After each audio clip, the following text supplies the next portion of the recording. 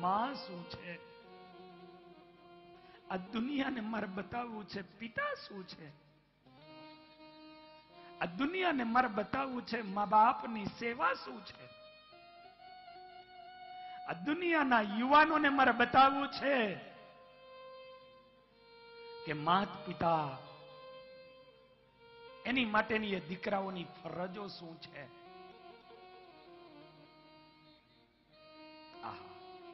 અને હકીકત છે ભક્તો, મારા યુવાનો, હું તો કાયમ માટે કહું છું, તમે દરેકના ઋણની અંદરથી મુક્ત બની શકો. મારા યુવાનો, તમે દરેકના ઋણની અંદરથી મુક્ત બની શકો, પણ તમારા મા બાપના ઋણની અંદરથી તમે ક્યારેય પણ મુક્ત નથી થઈ શકતા, ક્યારેય પણ મુક્ત નથી થઈ શકતા. લખી રાખજો. શું તમે આપી શકો એ માને? શું તમે એ માનું વળતર આપી શકો?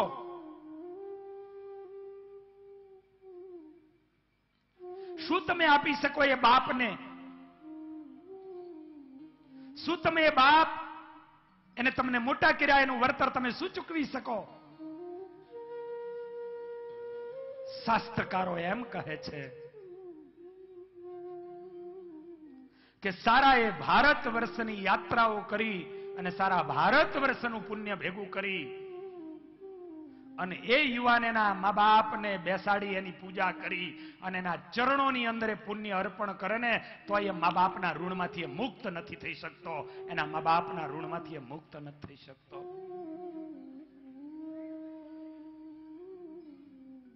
તો આજ તમે તો બાપ સંસારમાં રહ્યા છો, કેવી રીતે મુક્ત બની શકશો? આજના સાંપ્રત સમયમાં, સાંપ્રત કાળમાં આ ભારત દેશની આ ભૂમિ જે માતૃદેવો ભવ, પિતૃદેવો ભવ, આચાર્ય દેવો ભવ, આ સૂત્રો ગવાતા હોય, આ સૂત્રો બોલાતા હોય, એ ભારત દેશની ભૂમિમાં આજે વૃદ્ધાશ્રમો બંધાય.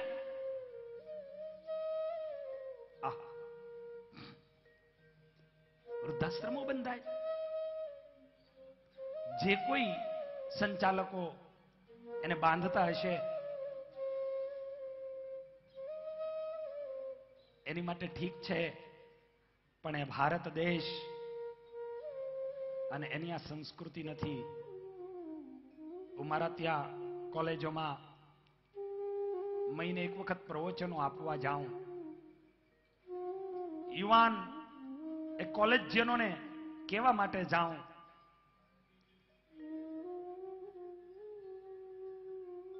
અને હું જાહેરની અંદર એ બધા યુવાનોને એમ કહું, તમે કઈ તરફ જઈ રહ્યા છો? મધર ડે, ફાધર ડે અહીંયા ભારતની ભૂમિમાં મધર ડે ઉજવાય? ભારતની ભૂમિમાં ફાધર ડે ઉજવાય? એ તો 15 વરાના હોય, 18 વરાના હોય અને એમ કહી દીધું હોય કે જા હવે તું તારી રીતે જીવ અને અમે અમારી રીતે જીવીએ. અને કોઈ દી મળી ન હકતા હોય, હજારો કિલોમીટરો દૂર રહેતા હોય, માં દૂર રહેતી હોય, બાપ જુદે રહેતો હોય, અને એવી જગ્યાએ કદાચ મધર ડે અને ફાધર ડે ઉજવાતા હશે. અમારી હિન્દુસ્તાનની સંસ્કૃતિ જે મા બાપ કેવલ એક દીકરો નહીં પણ એની 5 પેઢીઓનું ભેગું કરી અને એની માટેનું જતન કરતા હોય, નિત્ય પ્રત્યે પિતૃદેવો ભવ, માતૃદેવો ભવ, જ્યાં સૂત્રો ગવાતા હોય, નિત્ય સૂર્યનો ઉદય થાય અને સર્વપ્રથમ એ પરમાત્મા પછી જો કોઈને વંદન કરે તો એની સામે એની માં ઊભી હોય, એની સામે એના પિતા ઉભા હોય. અને અહીંયા મધર ડે તો સૂર્યનો ઉદય થાય અને નિત્ય હોય. અહીંયા વર્ષે એકવાર ન હોય બાપ. આ ભારતની ભૂમિમાં એકવાર મધર ડે ના હોય. અહીં તો 365 દિવસ મધર ડે અને ફાધર ડે ઉજવાય છે.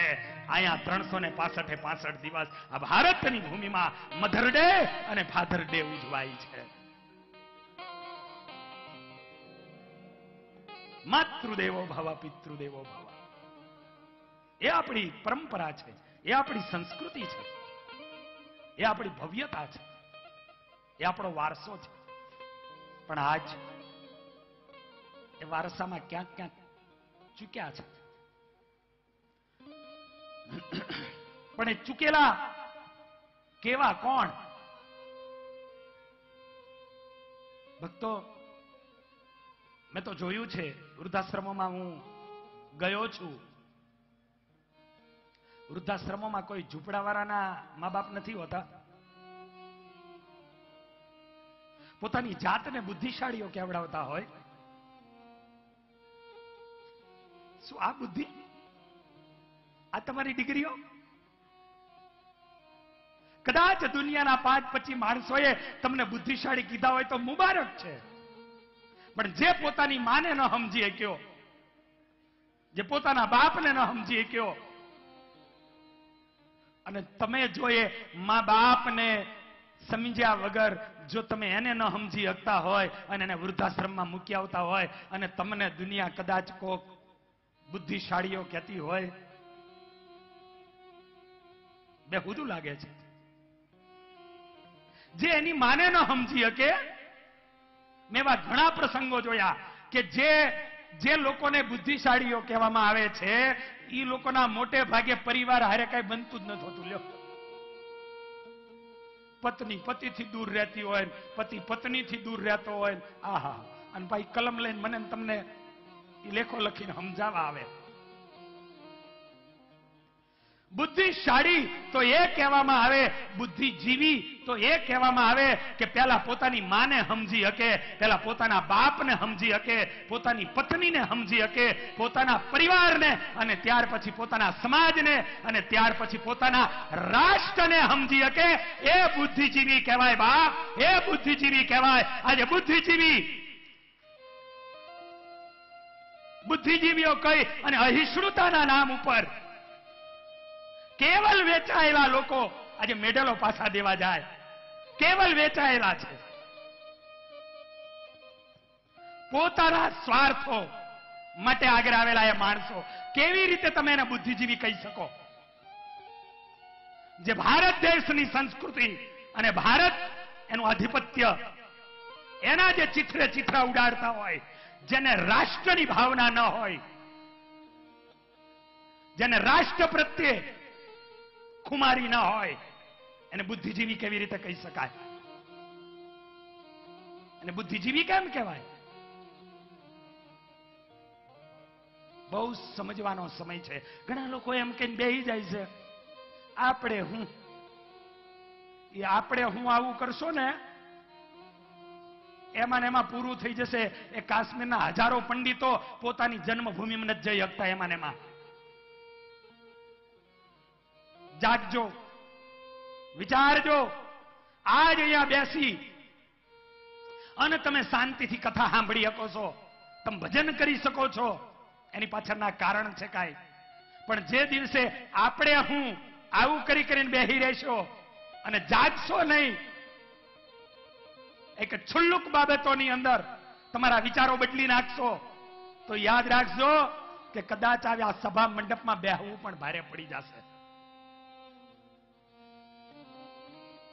એટલા લોકો તમારી ઉપર તરાપ મારી અને જોઈ રહ્યા છે કે તમારી સંસ્કૃતિને ક્યારે છિન્ન ભિન્ન કરી નાખીએ, ક્યારે હતી નહોતી બનાવી દઈએ. ચારે તરફ સોશિયલ દુનિયાઓની અંદર પણ રૂપિયાઓના જોર ઉપર બધું જ ઢંકાઈ જાય અને ઢાંકવાની વસ્તુને ખુલ્લી કરવામાં આવે. બધું સમજીએ છે.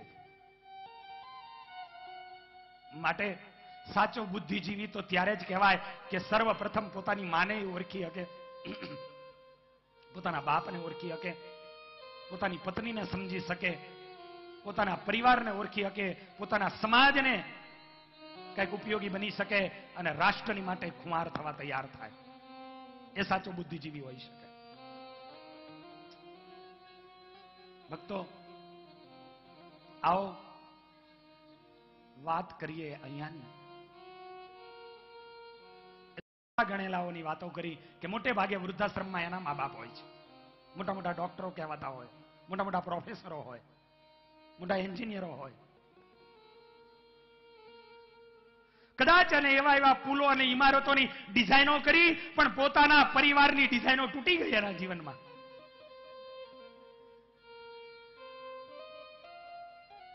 પુલો વર્ષો સુધી ટકે એવી ડિઝાઇનો એ બનાવી શક્યા, પણ પોતાના પરિવાર રૂપી એ પરિવારના પુલો, પરિવારના સંબંધોના પુલો વર્ષો સુધી ટકી શકે એવું એ ન સમજી શક્યા.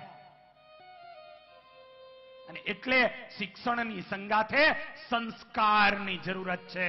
સંસ્કારની જરૂરત છે. સંસ્કાર બહુ જરૂરી છે. કેવલ એકલું શિક્ષણ એને ગતિ અપાવશે. કદાચ એને ગતિ અપાવશે, પણ એને ઉડાન નહીં ભરવા દે. શિક્ષણ એ એની આંખ છે, શિક્ષણ એ એની પાંખ છે, તો સંસ્કાર એ એની આંખ છે. લખી રાખજો, શિક્ષણ એ એની પાંખ છે, કારણ કે એને ઉડવા માટે, પણ સંસ્કાર એ એની આંખ છે. કેવલ માત્ર એની પાસે પાંખ હશે તો ઉડવાનું કામ કરશે, પણ જે દિવસે એની આંખ નહીં હોય તો ભ્રષ્ટાચાર રૂપી દિવાલોમાં ભટકા હે, ક્યાંક પકડાઈ જા. અને જેની પાસે એ પાંખ રૂપી શિક્ષણ પણ હશે અને આંખ રૂપી સંસ્કારની દ્રષ્ટિ પણ હશે, એ જ આગળ એના જીવનમાં ગતિ કરી અને જીવનના શિખરોને સર કરી શકશે. આજ પ્રભુ આ સમાજને બતાવવું છે કે મા બાપ શું છે. ભક્તો, મારા યુવાનો, તમને બતાવું, આજ આપણા ગામડાઓમાં પણ આ પરિસ્થિતિઓ થવા માંડી છે.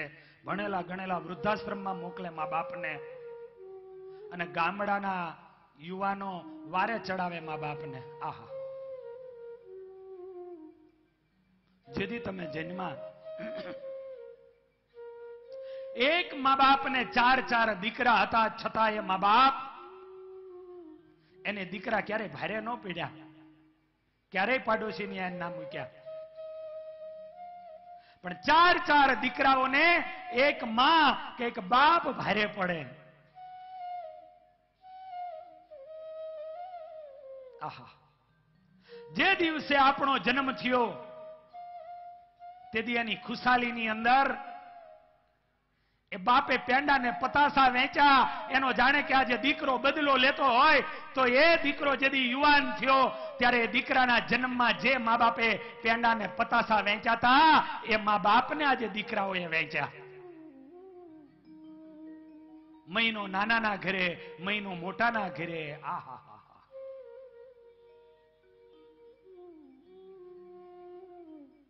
શું એ મા બાપ? એની સામે ક્યારેક તો વિચાર કરજો કે એનું શું પાત્ર છે. જેથી તમને તમારી માં ન ગમે, જેથી તમને તમારા પિતા ન ગમે, તેથી હે મારા યુવાનો, ક્યારેક તમારા બાલપણની ફેસબુક ખોલજો.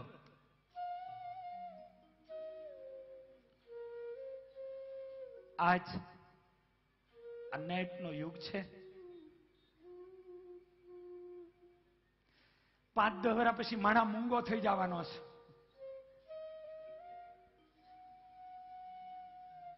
બાજુમાં બેઠેલો કોઈને બોલાવવાનું નથી. અમેરિકામાં એવું હોય છે ને શાસ્ત્રીજી, આમ લાઈન બધે એરપોર્ટ ઉપર બધા બેઠા હોય, પણ એક બાજુ ડબલું પીડ્યું હોય ને એકાદું પેકેટ પીડ્યું હોય ને એ આમ ખાતો જતો હોય ને આમ જ કરતો હોય. લ્યો, અને હવે એ વાયરો આ બધે આવવાનું ચાલુ થયો. 5-10 વર્ષ પછી માણા મૂંગો થઈ જવાનો છે. બાજુવાળાને પૂછશે નહીં, બોલાવશે નહીં, બસ કારણ કે એમાંથી ઊંચો આવે વોટ્સએપ માંથી, ટ્વિટર માંથી, ફેસબુક માંથી. ત્યારે કઈક ત્યારે એ બાજુવાળાને પૂછે ને, કે ભાઈ શું છે? કઈક વાત કરતા કરતા એ પાછું ઓલું ટૂંક દઈને થાય ને તો એમ થાય કે લાય કોનો મેસેજ આવ્યો જોઈ લો. આહા, ટેકનોલોજી, એનો ઉપયોગ કરવો પડે, એનો યુઝ કરો, પણ દરેક એમાં વિવેક હોવો જોઈએ, મર્યાદા હોવી જોઈએ. તમારા યુવાનો, તમને જેથી તમારી માં ન ગમે, તમને જેથી તમારા પિતા ન ગમે, અને તે દિવસે તમે તમારા બાળપણની ફેસબુક ક્યારેક ખોલજો, જોજો ક્યારેક તો એમાં જોજો બાપ, એ બાપ, એ તો આજે તમે આ શહેરમાં આવી ગયા અને આટલા બધા સુખી થઈ ગયા છો, બાકી ગામડામાં રહેતા હતા અને તે દિવસે શું સ્થિતિ હતી? એ બાપ એ નાના એવા ગામડામાંથી સુરેન્દ્રનગરમાં આવ્યો હોય, કાપમાં,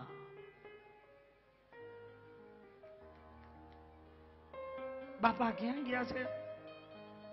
કાપમાં ગયા છે.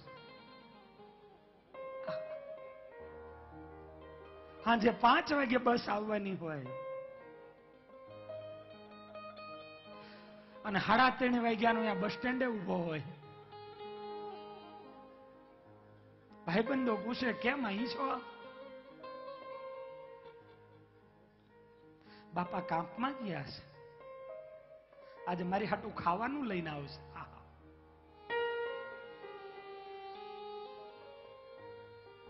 ક્યારેક મારા યુવાનો, તમને જેથી તમારા પિતા નો ગમે, તમને જેથી તમારી માં ન ગમે, ક્યારેક તમારા બાળપણમાં ડોકિયા કરો. એ બાપ 200 રૂપિયા લઈ અને સુરેન્દ્રનગર આવ્યા હોય, એ બધું ખરીદતા ખરીદતા એ જૂના જમાનાઓની વાતોની સાથે સરખાવું. છેલ્લે બાપની પાસે 5 રૂપિયા વિધા હોય,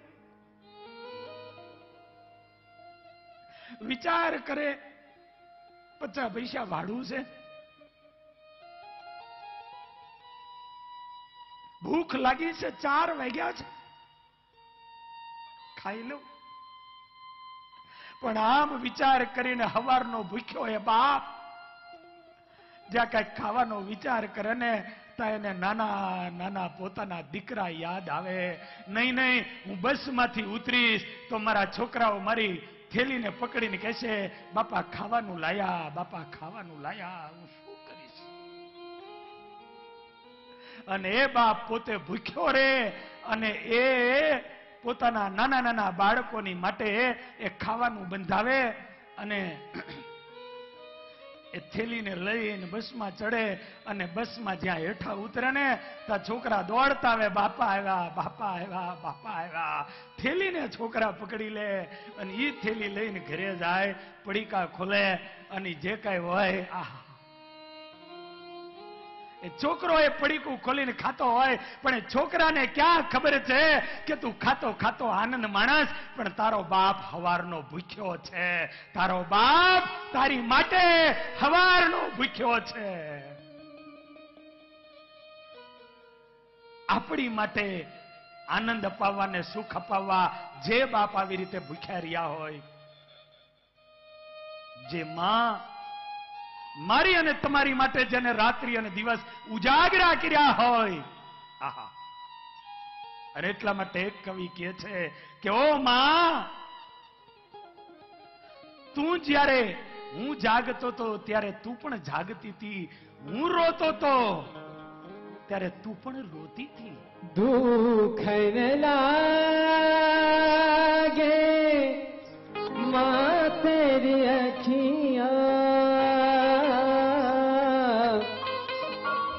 दुख न लागे माँ तेरी अखियाँ, मेरे लिए जागी है तू, मेरे लिए जागी है तू सारी सारी रतियाँ. मेरी निंदिया पे अपनी निंदिया भी, मेरी निंदिया पे अपनी निंदिया भी तूने वारी है। ओ माँ, ओ माँ, ओ माँ, ओ माँ। આવી માં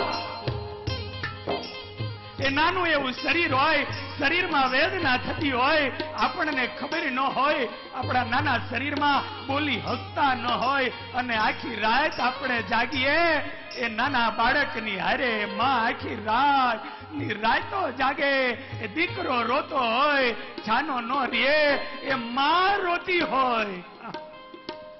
આવી માં જેથી વૃદ્ધ થાય મારા યુવાનો, ત્યારે એની પથારીએ ક્યારેક જાગજો રાત્રિએ. આવો બાપ એ વૃદ્ધ થાય ત્યારે એની પથારીએ બેહુજો અને બેસીને કહેજો, માં ચિંતા ન કર, હું બેઠો છું ને. પિતાજી ચિંતા ન કરો, હું બેઠો છું. આ ભાવ લાવજો. આમાં ભાવ, આમાં આ પિતા. જ્યારે જ્યારે તમને તમારી માં ન ગમે, જ્યારે જ્યારે તમને તમારા પિતા ન ગમે, ત્યારે ત્યારે તમારા બાળપણની અંદર તમને એના સ્વભાવ કચકચ ભરેલા લાગે. તેથી તમારા બાળપણની અંદર ડોકિયા કરી લેવા કે આપણે કેટલું કચકચ કરતા હતા.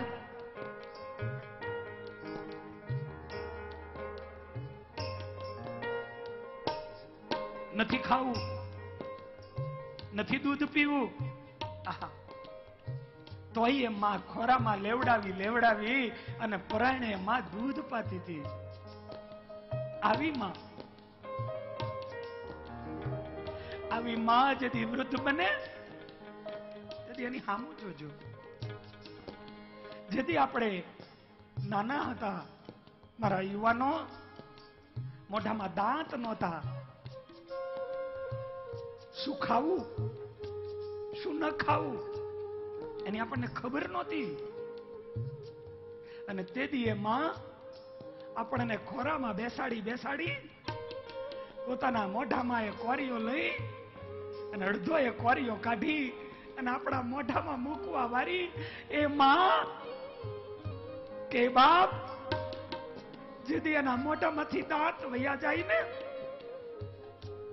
તેથી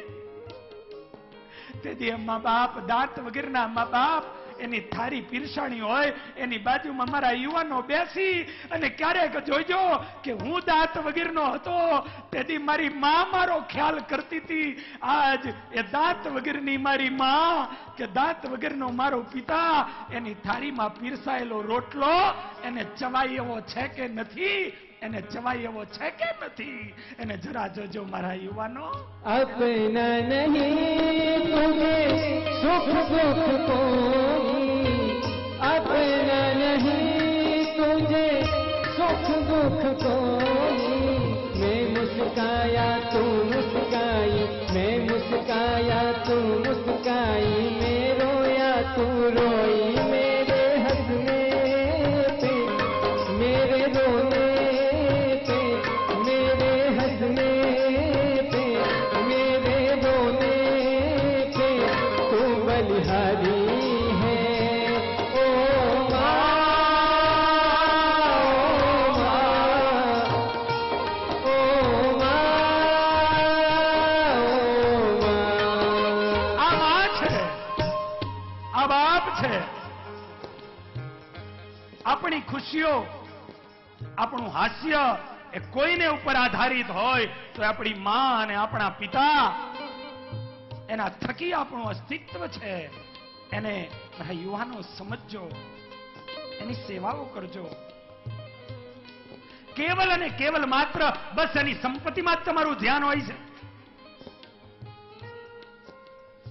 ખાતે ચડાવી દો, લો આહા ખાતે કરી દો. ઈ બાપ ખાતે કરી દે એટલે તમે એને ખાતો કરી દો.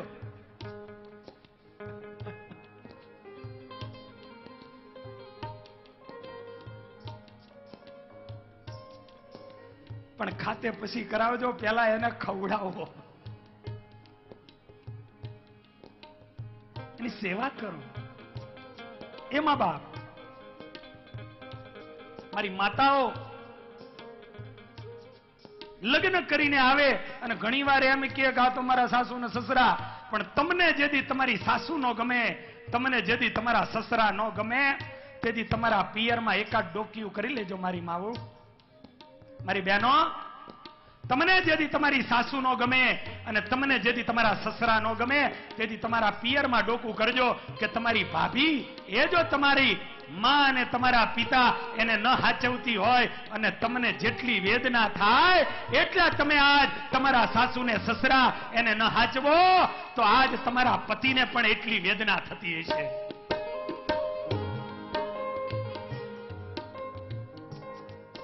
એનો દીકરો છે,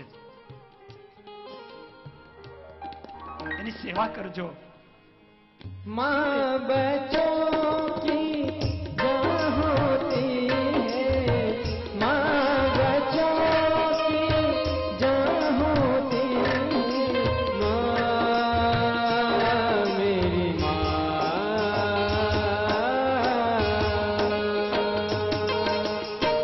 माँ बच्चों की जहाँ होती है, वो होते हैं किस्मत वाले, वो होते हैं किस्मत वाले जिनकी माँ होती है. कितनी सुंदर है, कितनी शीतल है, कितनी सुंदर है, कितनी शीतल है, प्यारी प्यारी है.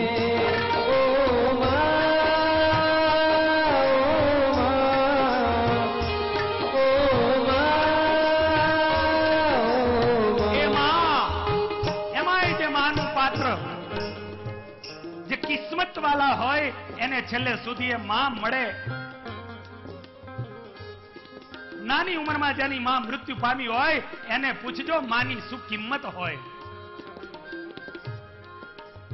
નાની ઉંમરમાં જેને બાપ મૃત્યુ પામ્યા હોય એને પૂછજો પિતાની શું કિંમત હોય, એ શું પાત્ર હોય છે, એ માં શું હોય. એક છેલ્લો પ્રસંગ કહી કથાને પૂરી કરીશ. માં શું છે? એવું કહેવાય કે જગતની અંદર ખુદ પરમાત્મા જ્યારે દરેકને એક સરખો પ્રેમ આપી ન શક્યા ત્યારે ખુદ પ્રભુ પોતે માં રૂપે બનીને આવી ગયા. આ દુનિયાની જેટલી માતાઓ છે ને એ પ્રભુનું રૂપ છે. જ્યારે પરમાત્મા એક સરખો પ્રેમ દરેકને આપી ન શક્યા ત્યારે માનું રૂપ લઈને આવી ગયા. એ નારાયણે નારાયણી બની ગયો. અને માનું શું રૂપ છે એમ કહેવાય છે, એક માં એના દીકરાને ભણાવે છે. દીકરો ભણે છે અને એ દીકરો ભણી રહ્યો છે પણ સમજણો થયો અને એના મિત્રોને એની હારે ભણવા વાળા લોકોને ખબર પડી એટલે દીકરાને પજવે ખીજવે છે. સમય જવા માંડ્યો અને એ સમય જતા જતા આ છોકરો આગળ કોલેજ કાળમાં ગયો. ત્યાં લોકોને ખબર પડી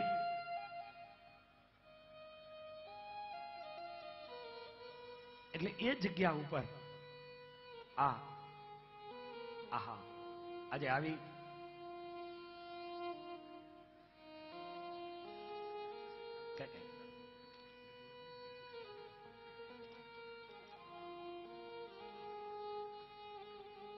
ત્યાં પણ એના વિદ્યાર્થીઓને ખબર પડી એટલે એ લોકો પણ એને પજવવા માંડ્યા, ખીજવા લાગ્યા.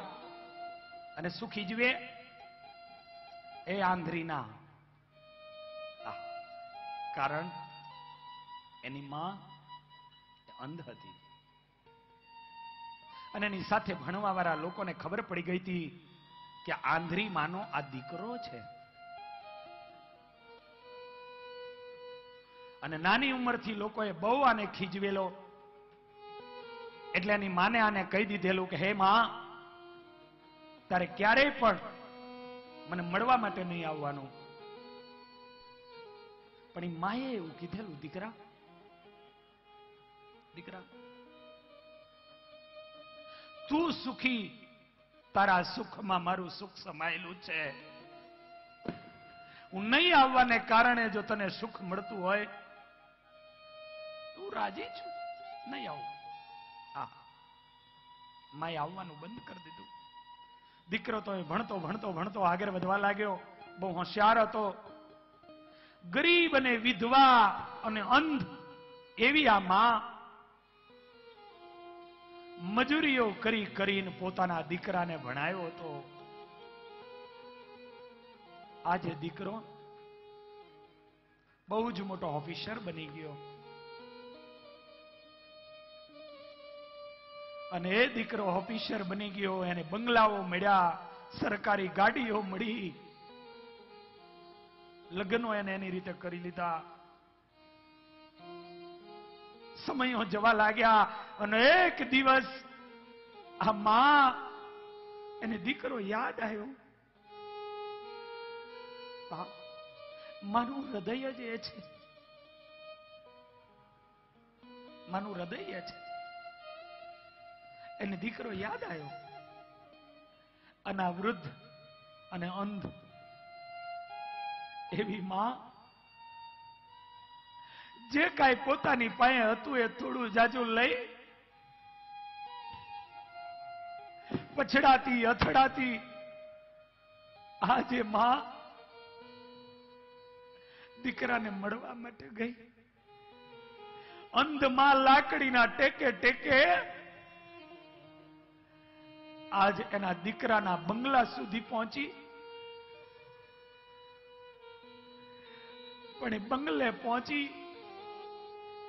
ઓલાને કીધું, ભાઈ મારે અંદર જવું છે. પહેરેદારે કીધું, એ ભિખારણ શું જોઈએ છે, વહી જા. પહેલા મને એક વાર અંદર જવા દે ને. અરે તારા જેવા ભિખારણો તો સાંજ પણ કેટલાય આવે છે. પહેલા એક વાર પેલો માયનો નહીં. માને ત્યાંથી કાઢી મૂકી. લાકડીનો ટેકો કરતી કરતી માં રોતી રોતી દીકરાનું ચિંતવન કરતી કરતી માં આગળ વધી. રસ્તો ઉલ્લંઘવા માટે માં જાય છે. માં અંધ છે. અને એવામાં કોઈ કાર વાળો નીકળ્યો, એનો ખ્યાલ ન રહ્યો અને આ અંધમાં એની સંગાથે અથડાયું અને માં અહીંયા પછડાણી. કાર વાળો ચાલ્યો ગયો, લોકોનું ટોળું ભેગું થઈ ગયું, પણ માં ત્યાં મૃત્યુ પામી. એક્સિડન્ટ થઈ ગયું. એવામાં સાહેબની ગાડી ત્યાં આવી. બહુ મોટા ઓફિસર હતા. એને આ માણસોનું ટોળું જોયું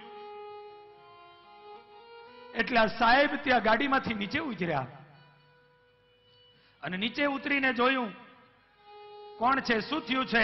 આમ કરીને જ્યાં જુએ પણ નજર પડી ત્યાં તો સામે પોતાની માં પડી હતી. અને એ મમતા ભરેલું એ માનું મુખડું દીઠું. દીકરાથી રહી ન શકાયું. દોટ મૂકી અને માની બાજુમાં બેહી ગયો. લથબથ લોહી થી ખરડાયેલી માં એના માથાને એને ખોરામાં લીધું, આમ હાથ હાથમાં લીધો અને જ્યાં નાડ જોવે પણ માં મૃત્યુ પામી ચૂકી હતી. માં મૃત્યુ પામી ચૂકી હતી.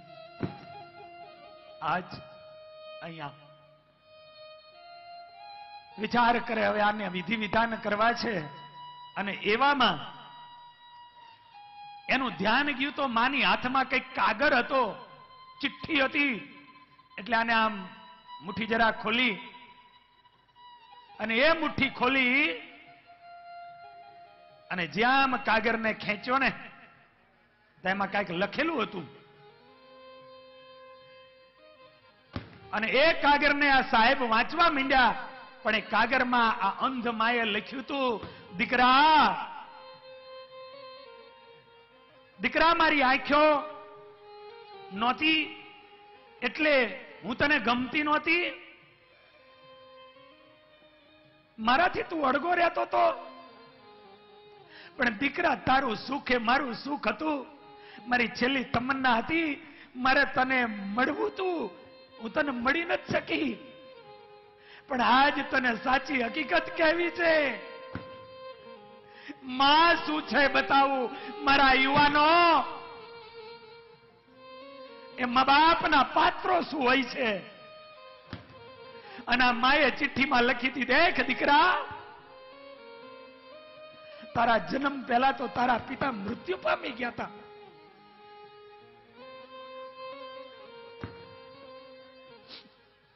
તારો જન્મ થયો, તું 1 વર્ષનો હતો, 1.5 વર્ષનો હતો, અને એવા સમયમાં દીકરા તું રમતો તો, અને રમતા રમતા તારી બંને આંખોમાં સરિયા વાગી ગયા, અને સરિયા વાગવાથી તારી આંખો ફૂટી ગઈ, તારી કીકીઓ ખલાસ થઈ ગઈ. હું તને દવાખાને લઈ ગઈ, મારી પાસે એવું કાંઈ હતું નહીં, લોકોની મદદ મળી, પણ ડોક્ટરે એવું કીધું કે જો કોઈ આની આંખ આપે તો આ દેખતો થાય. અને દીકરા, તેથી મેં વિચાર કર્યો કે આ દુનિયા શું છે એ મેં જોઈ લીધી છે, પણ આ નાનો એવો 1.5 વર્ષનો મારો દીકરો, એને આ દુનિયા શું એ જોવાની બાકી છે. અને તેથી ડોક્ટરને મેં કહી દીધું હતું કે મારી એક નહીં પણ મારી બંને આંખો કાઢી લો, અને એ મારી આંખો એ નિકાલી અને મારા દીકરાને આપી દો, મારા દીકરાને દેખતો કરી દો. દીકરા, આજ મને અંધ કહેતા હતા, અને મારા આંધળાપણાને કારણે કરી અને તું મને દૂર કરતો હતો, પણ એ મારી આંખો એ આજે તું જે જોઈ રહ્યો છું એ આજ તારી ખાतिर મેં મારી આંખો આપી દીધી હતી. આ માં હોય છે મારા ભાઈઓ, આ માં હોય છે. ઓ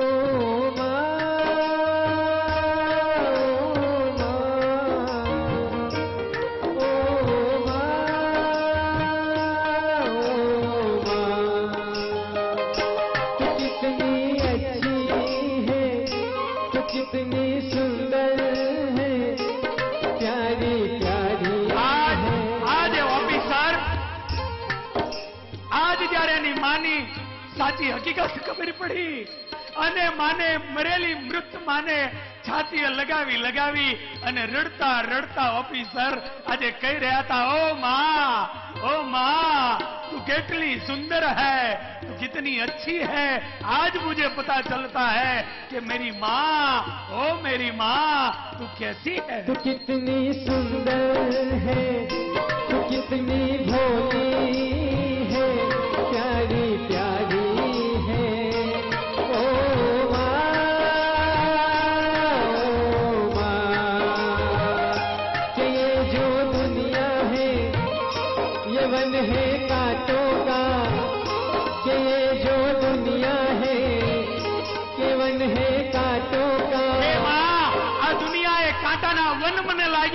હું સમજી નો હકી, પણ તું ગુલાબ ના પુષ્પ જેવી હતી. ये जो दुनिया है ये वन है कांटों का, तो फुलवारी है.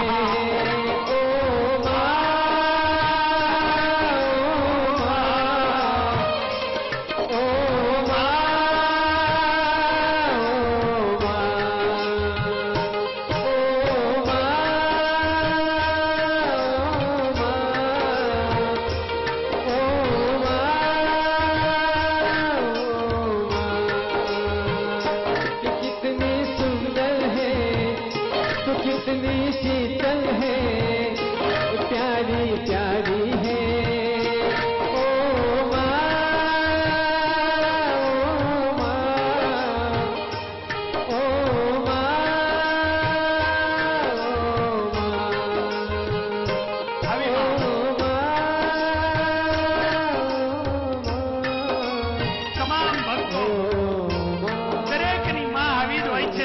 પિતા આવા જ હોય છે, અને એની પ્રત્યે આવો પ્રેમ ભાવ કેળવી અને બાળપણમાં તમને જેવો આનંદ આપ્યો એ જ રીતે એના વૃદ્ધાવસ્થામાં તમે એની છેલ્લી જિંદગી આનંદમય બનાવડાવજો, તો આ કથાને સાંભળી એ સાર્થક કહેવાશે.